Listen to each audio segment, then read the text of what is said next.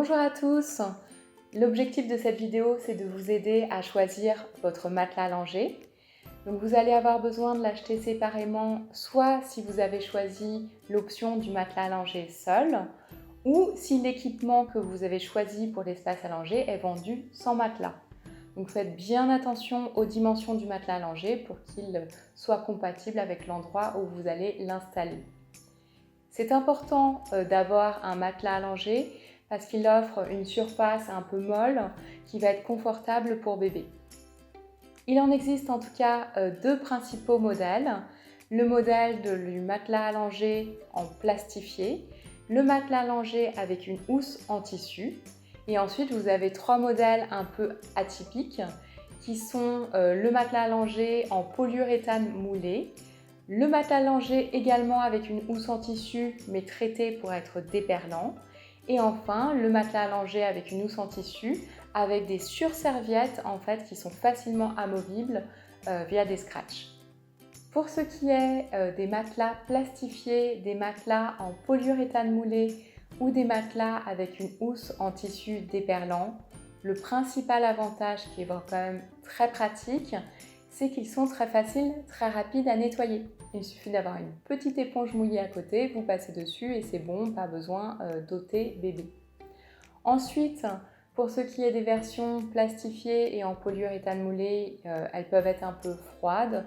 Donc pour les premiers temps, certains parents rajoutent une petite serviette éponge ou une serviette en nid d'abeille. Et pour la version en tissu déperlant, il arrive que le traitement déperlant rende le tissu un peu agressif, un peu rêche.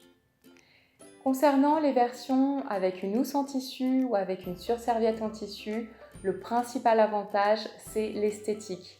Ce sont des matelas qui sont beaucoup plus jolis. Ensuite, ils ont plus de désavantages, c'est-à-dire que notamment, il faut faire très attention au fait que sous le tissu, la mousse est bien protégée par une surface plastifiée, parce qu'en cas de fuite, de la mousse imprégnée est difficile à laver et à faire sécher. Également, pour la version avec une housse, elles peuvent être assez difficiles en fait à ôter et vous avez certains parents qui nous ont indiqué qu'au fur et à mesure du temps, ils finissaient par ne plus remettre la housse et finalement n'utiliser le matelas que dans sa version plastifiée. L'autre chose, c'est que comme vous avez lavé les surserviettes et les housses, au fur et à mesure des lavages, la couleur peut un peu passer, le tissu peut devenir un peu rêche.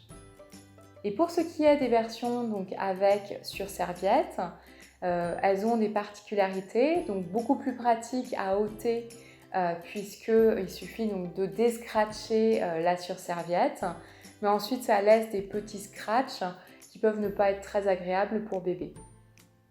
En tout cas, outre la matière, si vous choisissez l'option matelas seul, faites bien attention à en choisir un avec des rebords bien marqués pour réduire le risque de chute. Cette vidéo est terminée. Vous pouvez retrouver tous les matelas que nous avons référencés donc, sur notre site via le lien indiqué en description ou passer à la vidéo suivante qui compare les 6 solutions pour essuyer les fesses de bébé.